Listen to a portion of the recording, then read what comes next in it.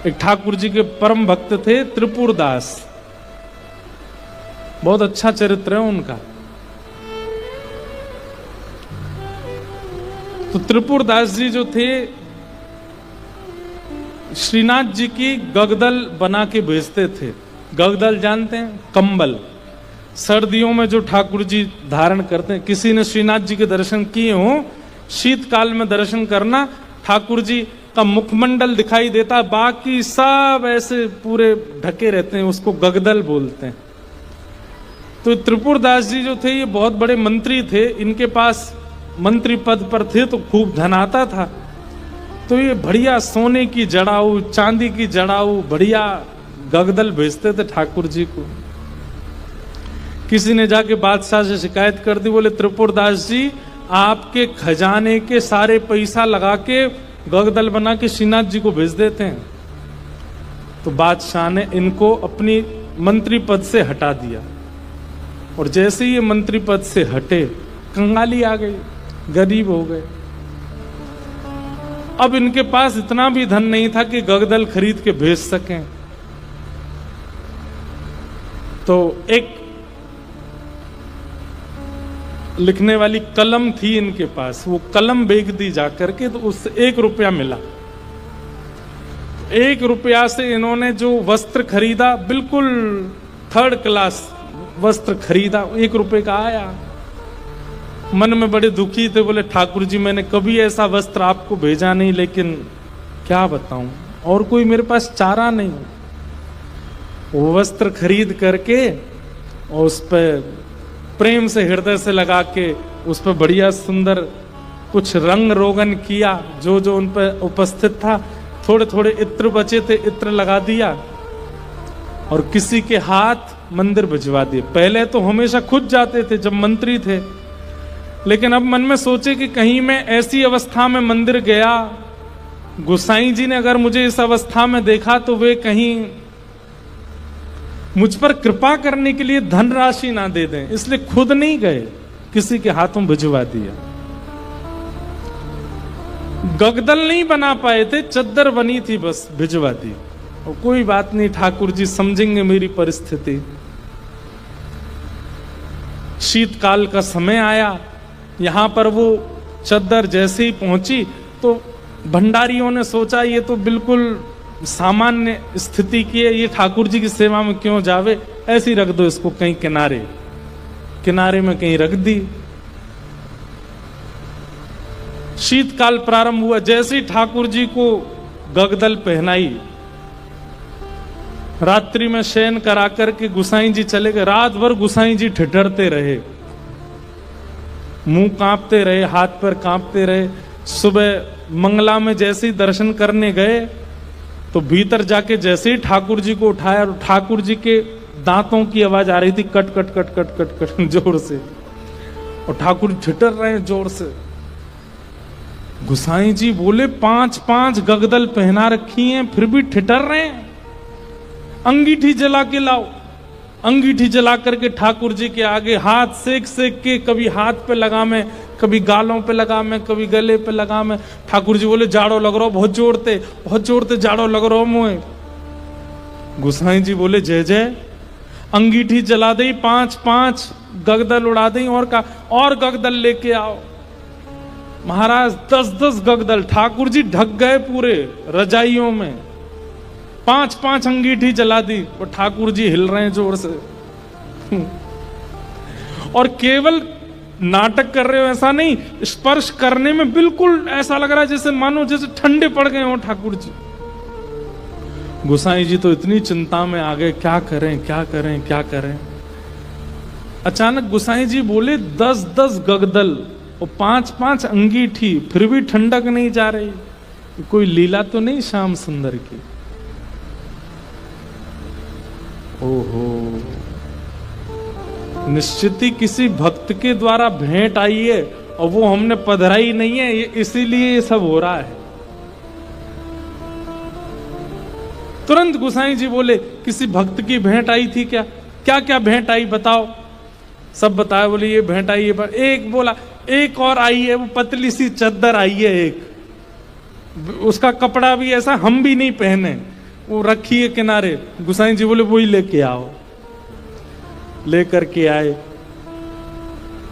सारे 10 के 10 गगदल हटाई, पतली सी बेकार से कपड़ा की वो चद्दर जैसे ही ठाकुर जी को उड़ाई, ठाकुर जी बोले पसीना आ गए मुंह, तो भैया मेरी सब्र जाड़ो चलो गो। अरे अंगीठी हटाओ, मुंह को बहुत जोर से गर्मी लग रही है। गुसाई जी बोले बलिहारी सा ठाकुर जी आपकी जय हो। आपको ना तो जाड़ा लगता है, ना भूख लगती है, ना प्यास लगती है, ना गर्मी लगती है। भक्त के द्वारा प्रस्तुत भाव स्वीकार करने के लिए सारे भाव प्रकट कर लेते हो। ऐसे हमारे ठाकुर जी। तो त्रिपुर दास की बेचारी की सामान्य सी चद्दर ओढ़ करके ठाकुर जी पसीना बहा रहे हैं अपने मुंह, इतनी जोर से गर्मी लगी आई मुंह। ऐसे हमारे ठाकुर जी। तो आप मत कीजिए, आप तो पवित्रता का भी ध्यान रखो, वर्णाश्रम धर्म का भी ध्यान रखो, सभ्यताओं का भी ध्यान रखो, वेद मर्यादाओं का भी पालन करो। ठाकुर जी को अवसर दीजिए। प्रेम आपका ऐसा हो कि ठाकुर जी नियम तोड़वाने की आज्ञा दें, तब श्रेष्ठता है। हरिराम व्यास जी जिन्होंने जुगल किशोर जी को प्रकट किया, ऐसे श्री हरिराम व्यास जी की बेटी का ब्याह था और अपनी बेटी के ब्याह में जितने ब्राह्मण आए, हरिराम व्यास जी अपनी बेटी के ब्याह से प्रसन्न नहीं थे। क्यों नहीं थे? कोई पिता अपने पुत्री के ब्याह से अप्रसन्न कैसे हो सकता है? लेकिन उनके मन में भाव था कि भाई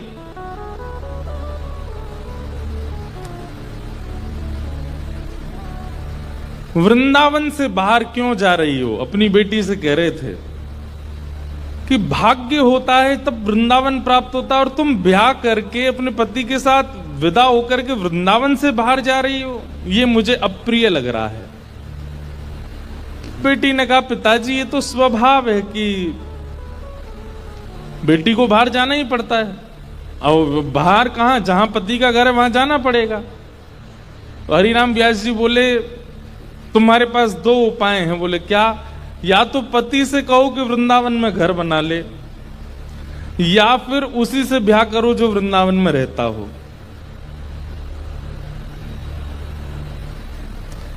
पुत्री बोली पिताजी अब सब बातें हो चुकी हैं, और हमें भी जिससे ब्याह हो रहा है वो हमको बड़ा प्रिय है, अब हो जाने दो ब्याह, ठीक है आते रहेंगे वृंदावन। तो इस बात से इतने नाराज हो गए हरिराम व्यास जी कि तुमको व्यक्ति विशेष प्रिय है। अरे हरिराम व्यास जी तो ये तक बोल गए थे कि भाई लंगड़ा हो, वृंदावन का हो तो उससे ब्याह कर लो, कोई गुण ना हो लेकिन वृंदावन का है तो ब्याह करो, क्योंकि वृंदावन रहने को मिलेगा। लेकिन तुम और गुणों को देख करके वृंदावन छोड़ करके जा रही हो, ये तुम्हारा सबसे बड़ा दुर्भाग्य है। तो अपनी बेटी के ब्याह से प्रसन्न नहीं थे, तो हरिराम व्यास जी की पत्नी और बाकी बच्चे बोले पिताजी को रहने दो नाराज, हम तो ब्याह करेंगे आनंद से। और हरिराम व्यास जी के शिष्य थे ओरछा के राजा मधुकर, उन्होंने पूरी शादी की व्यवस्था की, लेकिन हरिराम व्यास जी की भौएं चढ़ी नहीं। और ज्यादा दुखी तो वे तब हो गए कि उन्होंने एक शर्त रखी, चलो ठीक है ब्याह कर रहे हो तुम, अपनी मर्जी से कर रहे हो, सब ठीक है, लेकिन पहली पंगत वैष्णव जनों को, संत जनों को, रसिक जनों को करानी पड़ेगी। लेकिन जब ब्याह का प्रसंग आता है ना, तो घर के लोग इन सब चीजों पर विश्वास करते नहीं है। घर के सब सदस्य बोले पहली पंगत तो बारात की होगी। बोले पिताजी ने कहा संतों को कराओ, बोले बोलने दो उनको, तुम तो उन्हीं को करा दो। और रही बात संतों की, तो एक काम करते हैं, पहले ही पूड़ी कचौड़ी जो भी बना है दावत में पहले ही निकाल करके अलग धर देते हैं, जब संत आएंगे उनको पवा देंगे। हरिराम व्यास जी को ये बात पता चल गई तो इतने नाराज हो गए। उनका एक पद भी है,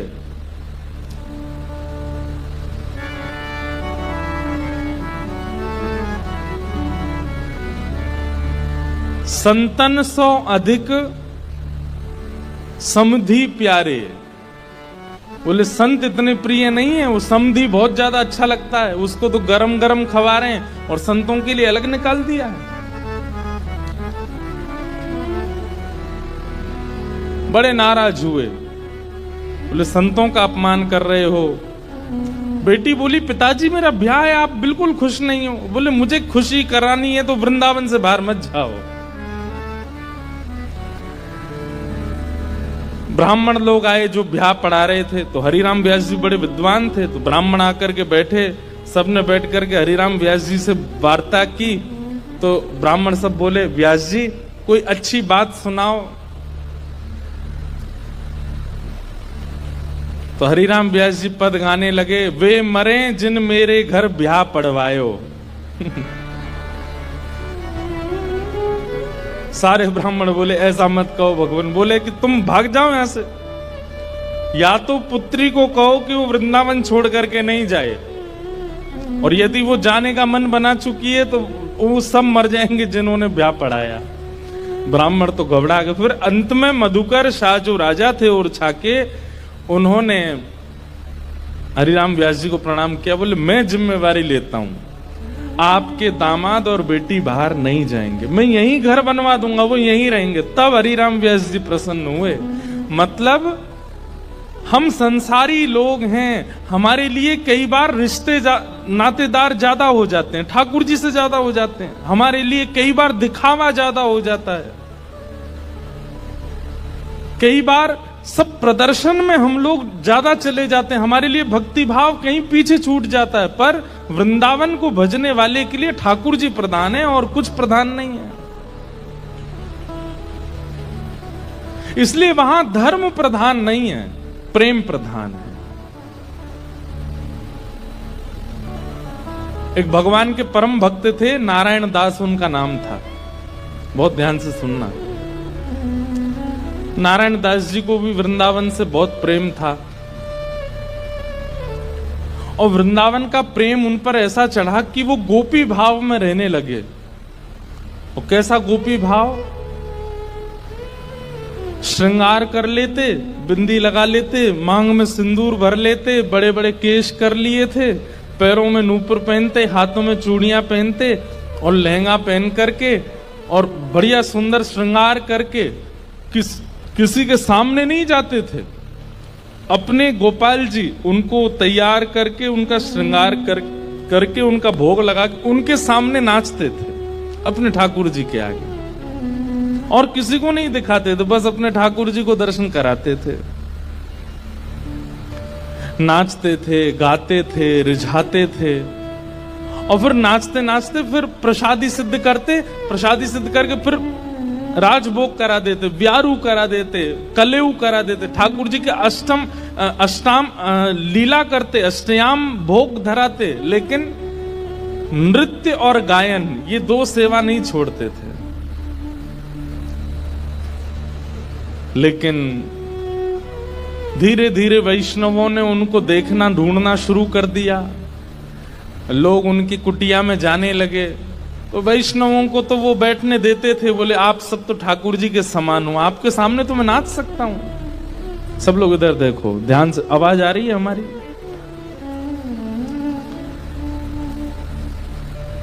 नृत्य कर रहे थे। नृत्य की ख्याति ऐसी हुई कि एक बार एक बहुत श्रेष्ठ नृत्य करने वाला व्यक्ति आया, और उसको किसी ने कहा कि भाई हमारे यहाँ एक साधु हैं, वो किसी के आगे नृत्य नहीं करते, ठाकुर जी का, एक बार उनके नृत्य देख लो आप। तो बहुत बड़े नृत्य करने वाले ने जब उनका नृत्य देखा तो वो बोला कि महाराज मैं बड़े बड़े दरबारों में जाकर के नृत्य करता हूं, ऐसा नृत्य मैंने आज तक नहीं देखा। सब लोगों ने कहा बोले भैया ये ठाकुर जी के लिए नृत्य करते हैं। लेकिन उस नृत्य करने वाले ने किसी बादशाह को खबर करा दी कि वृंदावन में एक महात्मा है, और बोले वो गोपी बनकर के अपने ठाकुर जी के आगे नृत्य करते हैं और गाते हुए नृत्य करते हैं, ऐसा नृत्य मैंने आज तक नहीं देखा। अब बादशाह के तो मन में आ गई कि मुझे उनका नृत्य देखना है, और प्राचीन काल के राजाओं के मन में आ जाए और वो ना मिले तो वो तो मारने तक आतुर हो जाते थे। उन्होंने अपने सैनिकों को भेज करके कहा कि आपको नृत्य करने के लिए बादशाह ने बुलाया है, या तो चलिए, और अगर आप इनकार करोगे तो आपकी कुटिया जला देंगे, आपके ठाकुर जी छीन लेंगे और फिर कभी नृत्य करने लायक बचोगे नहीं। ऐसी स्थिति पड़ गई। रोने लगे अपने ठाकुर जी के आगे, बोले नाथ, मेरा नृत्य किसी और को रिझाने के लिए नहीं है, ये मैं कैसी स्थिति में आपने डाल दिया हूं। अगर जाता हूं तो मेरा नृत्य, मैं नृत्य को प्रसाद के रूप में प्रस्तुत करता हूं, वो झूठा हो जाएगा। कोई और अगर उसका आस्वादन करेगा तो वो फिर उच्छिष्ट हो जाएगा, और उच्छिष्ट वस्तु आपको कैसे पधराऊंगा दोबारा। और यदि नहीं जाता हूं तो कुटिया जला देंगे, आपको छीन लेंगे, राजा है, ताकतवर है, उसके आगे मेरी चलेगी नहीं। रात भर रोते रहे अपने ठाकुर जी के आगे। इतने में ठाकुर जी स्वप्न में प्रकट हो गए, और स्वप्न में प्रकट होकर के ठाकुर जी बोले, तुमको वहां नृत्य करने में दिक्कत क्या है? बोले मैं आपके सामने नृत्य करता हूं बस। तो बोले हमको ले चलो, हमें वहां बैठा देना, हमें देखते देखते नाच लेना, राजा को भूल जाना। तब वो कहते हैं, बोले कि महाराज वो स्थान आपके लायक नहीं है, वो राजा है, वो मांस भी खाता है, मदिरा भी पीता है, ना जाने कैसे कैसे उसके आचरण है, उसका स्थान कैसा है, वहां पर नृत्यांगनाएं आती हैं, ना जाने कैसे कैसे वहां पर व्यवहार होते हैं, वहां मैं अपने ठाकुर जी को लेके नहीं जाऊंगा। ये वैष्णव का स्वरूप होता है, वो अपने ठाकुर जी के आगे प्रदर्शन को आगे नहीं करता, वो अपने ठाकुर जी की सेवा के आगे एक बार को बड़े से बड़े उत्सवों का त्याग कर देगा, बड़े से बड़े उपाधियों का त्याग कर देगा, लेकिन अपने ठाकुर जी को ऐसे ही कहीं बेक नहीं देता है। बोले ये तो नहीं चलेगा, आपको लेके तो नहीं जाऊंगा मैं। तब भगवान बोले, तो फिर नहीं जाओगे तो ये लोग तुम्हारे कुटिया उजाड़ देंगे। तो फिर वो बोला, आप इतना भी नहीं कर सकते, तो फिर काय बात के भगवान, आज तक मैंने आपसे कुछ नहीं मांगा, लेकिन इसका समाधान बताओ मैं कैसे करूं। तब भगवान बोले, देखो तुमने अपनी गली में तुलसी की माला पहनी है, और ये तुलसी मेरा ही स्वरूप है, तो तुम मुझे तो नहीं ले जाओगे, लेकिन ये तुलसी माला तो पहन के जाओगे। इनको तुम एक सिंहासन पर पधरा देना, और इनको मेरा ही रूप मान करके, मुझे अनुभव करके, मेरा आभास करके तुम वहां नृत्य कर देना। नृत्य भी हो जाएगा, मेरे सन्मुख भी हो जाएगा, और तुम्हारा बात भी बनी रहेगी। नारायण दास जी बोले, भगवान पक्का ना ये तुलसी आपका ही? बोले पक्का, 110% मेरा ही स्वरूप है, जाओ। नारायण दास जी गए और राजा के यहाँ जाकर के बोले, महाराज मैंने गले में जो ये माला पहनी है बड़ी तुलसी की, इसके लिए मुझे एक आसन दे दो, मैं इनको पधरा करके फिर नाचूंगा, नहीं तो ये तो विक्षेप डालेंगी। पधरा करके आसन पर, और जैसे नृत्य करने लगे, उनके मन में कदापि ये भाव नहीं आया कि ये तुलसी हैं, ये केवल माला है। यही सोचने लगे श्याम सुंदर हैं। श्याम सुंदर विचार करके जब घूमने लगे नृत्य करते करते, तो हर घूमने के बाद एक बार देखते, और जब द्रुत गति से घूमने लगे, चक्र लेने लगे, लेते लेते लेते उनको वहां तुलसी नहीं, साक्षात सचल त्रिभंग लली श्याम सुंदर दिखने लगे। आज तक अपनी कुटिया में नृत्य किया था तो कभी ठाकुर जी ऐसे प्रत्यक्ष प्रकट नहीं हुए, लेकिन आज उस दरबार में ठाकुर जी प्रत्यक्ष प्रकट हो गए। क्यों? उनकी भावना से रीझ करके ठाकुर जी प्रकट हो गए, और जैसे ही ठाकुर जी प्रकट हुए, वो चक्र लेते लेते लेते लेते लेते वहीं उन्होंने प्राण त्याग दिए और ठाकुर जी में विलीन हो गए। नारायण दास कहने का अभिप्राय क्या? वृंदावनियों को और वृंदावन भजने वालों को कई बार व्यवहार प्रधान नहीं होता उनके लिए, उनके लिए धर्म प्रधान नहीं है, उनके लिए अर्थ प्रधान नहीं है, उनके लिए काम प्रधान नहीं है, उनके लिए मोक्ष भी प्रधान नहीं है, उनके लिए केवल प्रेम प्रधान है। हमारे आप लोग जाएंगे तो आप क्या कहेंगे, कहां जा रहे हो? बोले बरसाने जा रहे हैं, राधा रानी का दर्शन करने। लेकिन अगर कोर ब्रजवासी से पूछोगे कहां जा रहे हो, बोले बरसानो जा रहे हैं लाडली जी को दर्शन करवे। क्या बोलेंगे? लाडली जी। क्यों? प्रेम प्रधान हो जाता है, वहां पर भगवत तत्व की बात नहीं करते। कोर वृंदावनवासी से पूछोगे, आपसे पूछे कहां जाओ, राधा रमन जी दर्शन करने जा रहे हैं, पर बिल्कुल वृंदावनवासी होगा तो बोलेगो श्री लालजू को दर्शन करवे जा रहे हैं। और एक और बात बताऊं, और ज्यादा उपासक वृंदावन के वो क्या बोलेंगे, श्री जी को दर्शन करवे जा रहे हैं। श्री जी, हमारे वृंदावन में ठाकुर जी को भी श्री जी बोलते हैं, किशोरी जी को भी श्री जी, ठाकुर जी को भी श्री जी। श्री जी बोलते हैं तो समझो युगल का नाम बोला गया है, अकेली किशोरी जी नहीं है श्री जी।